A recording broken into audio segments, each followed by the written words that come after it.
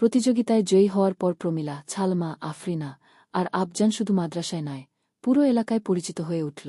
শিক্ষকরাও ওদের প্রশংসা করলেন এবং বললেন, তোমাদের দলগত প্রচেষ্টা সত্যিই দৃষ্টান্তমূলক। ভবিষ্যতেও এভাবেই একসঙ্গে চলতে হবে। ওরা চারজন গর্বিত হলেও নিজেদের মধ্যে ঠিক আগের মতোই সাধারণ ছিল। ভালো বন্ধু, সবসময় একে অপরকে সাহায্য করা, একসঙ্গে পড়াশোনা করা আর ভবিষ্যতের স্বপ্ন দেখা। নতুন ক্লাস, নতুন চ্যালেঞ্জ। নতুন ক্লাস শুরু হলো, পড়াশোনার চাপও বাড়ল। এবার বিষয়গুলো আগের চেয়ে কঠিন হয়ে গেল। একদিন ছালামা ক্লাসের পর বলল, এবারের হাদিস অধ্যায়টা অনেক কঠিন লাগছে। আমি ঠিকভাবে মুখস্থ রাখতে পারছি না। আফরিনা বলল, চিন্তা করিস না, আমরা সবাই মিলে পড়ব। তুই যে অংশটা বুঝতে পারছিস না, সেটা আমরা আলোচনা করে সহজ করে নেব। ওরা ঠিক করল, বিকেলে লাইব্রেরিতে বসে একসঙ্গে পড়বে। সেই পরিকল্পনা অনুসারে সবাই মিলে কঠিন অধ্যায়গুলো পড়তে লাগল। একে অপরকে বুঝিয়ে দিল, বিভিন্ন রেফারেন্স দেখে তথ্য সংগ্রহ করল এবং একসঙ্গে দোয়া করল যেন আল্লাহ ওদের জ্ঞান দান করেন। বন্ধুত্বের পরীক্ষা।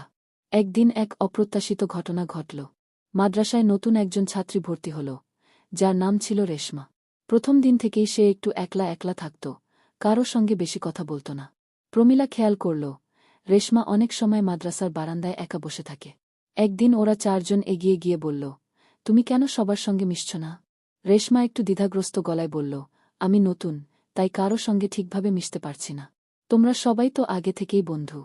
আফজান হেসে বলল, তাহলে আজ থেকে তুমিও আমাদের বন্ধু।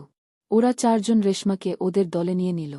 রেশমা প্রথমে একটু লজ্জা পেলেও ধীরে ধীরে ওদের সঙ্গে স্বাচ্ছন্দ্যবোধ করতে লাগল। বন্ধুত্বের আসর আরও বড় হল। শেষ পরীক্ষার আগের রাত। একদিন পরীক্ষার আগের রাতে প্রমিলা খুব চিন্তিত হয়ে পড়ল। ওর মনে হচ্ছিল, এত পড়াশোনা করেও হয়তো ভালো নম্বর তুলতে পারবে না।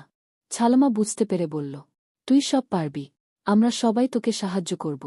শুধু আত্মবিশ্বাস রাখ। ওরা সবাই একসঙ্গে বসে আবার রিভিশন করল, একে অপরকে উৎসাহ দিল এবং একসঙ্গে দোয়া করল। শেষ পরীক্ষা ও নতুন স্বপ্ন। পরীক্ষার দিন এল। সবাই যথাসম্ভব ভালোভাবে লিখল। পরীক্ষার শেষে চার বন্ধু একে অপরকে দেখে হাসল।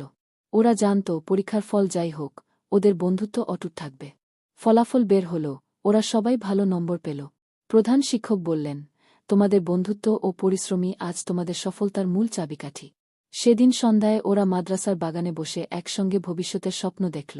ওদের বন্ধুত্ব কেবল স্কুল জীবনে সীমাবদ্ধ থাকবে না, বরং জীবনভর চলবে।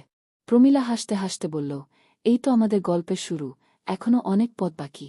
আকাশের তারার মতো ওদের বন্ধুত্ব জ্বলজ্বল করতে থাকল, চিরকাল, অবিরাম।